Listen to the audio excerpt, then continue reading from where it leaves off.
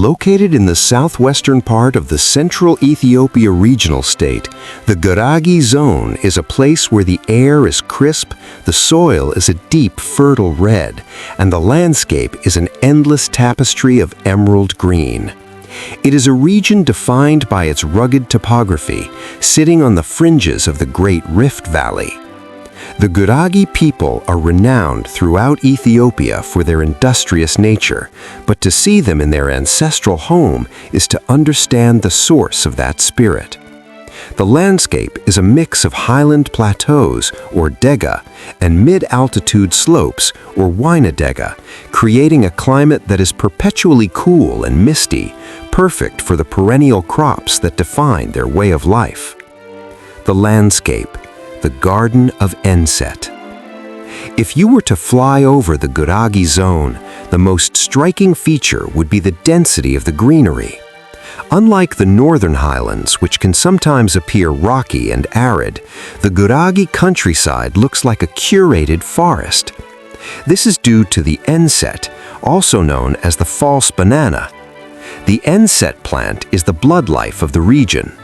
It looks like a massive banana tree with thicker, sturdier stems. It doesn't provide edible fruit. Instead, the Gurage harvest the inner trunk and roots to create staples like kocho and bula. These forests of Enset surround every cluster of homes, acting as a windbreak, a source of food, and a cooling canopy.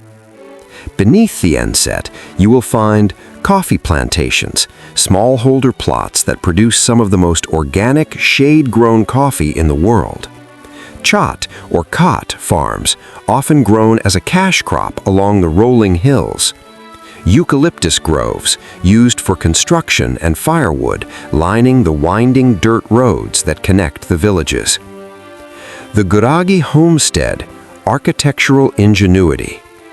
The traditional Gurage house, known as a sago or simply a Gurage tukul, is a masterpiece of indigenous Ethiopian architecture. These homes are not just shelters, they are symbols of the family's status and the community's craftsmanship. The design and structure. Unlike the rectangular homes found in urban centers, the traditional Gurage house is perfectly circular. This shape is aerodynamic, helping the structure withstand the heavy rains and winds of the highland rainy season. The framework. The skeleton of the house is built using sturdy eucalyptus or bamboo poles. These are woven together with incredible precision, creating a self-supporting dome. The thatching. The roof is the most distinct feature. It is a thick conical cap made of dry grass and Enset fibers. A well-thatched roof can last decades and provides incredible insulation, keeping the interior warm during the freezing highland nights and cool during the day. The center pillar. Every traditional home has a central wooden pillar, or ma'and, which is spiritually and structurally significant, representing the head of the household. The interior organization. Inside, the Gurage home is a model of spatial efficiency. There are no walls, yet the space is strictly divided by function. The hearth. In the center, a fire is kept for cooking and warmth.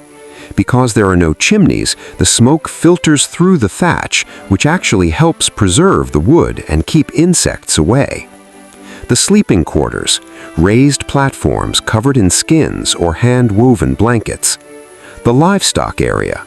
In many traditional setups, a small section of the house is partitioned for precious livestock, like a calf or a few goats, during the night. This provides extra warmth for the humans and protection for the animals. The social fabric of the rural landscape. The beauty of the Gurage Zone isn't just in the plants or the buildings, it's in the spatial arrangement of society. Gurage villages are often organized into neighborhoods where houses are clustered together, separated by neat walkways and fences made of live plants or bamboo. This reflects the Debo system, a communal labor tradition where neighbors help each other harvest Enset, build houses, or celebrate weddings. The famous kitfo and hospitality. To visit a rural Gurage home is to be fed. You will likely be served kitfo, minced beef seasoned with mitmita and niter kibe, served with kocho. The process of making kocho is labor-intensive, involving burying the enset pulp in the ground to ferment for months. This earthy, tangy bread is the literal taste of the Gurage soil. The changing landscape. While the traditional circular homes are still common, the landscape is evolving. You will now see many rectangular houses with corrugated iron roofs or tin roofs.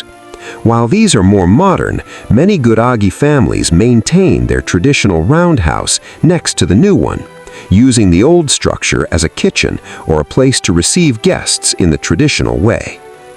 The Gurage Zone remains one of Ethiopia's most breathtaking regions, a place where human engineering and nature exist in a symbiotic, deep green embrace. Thank you for watching our guide to rural Gurage area. How did you find this beautiful rural Gurage area? Let us know in the comments below. Don't forget to like and subscribe for more deep dives into the most beautiful Ethiopian places. Until next time, salam.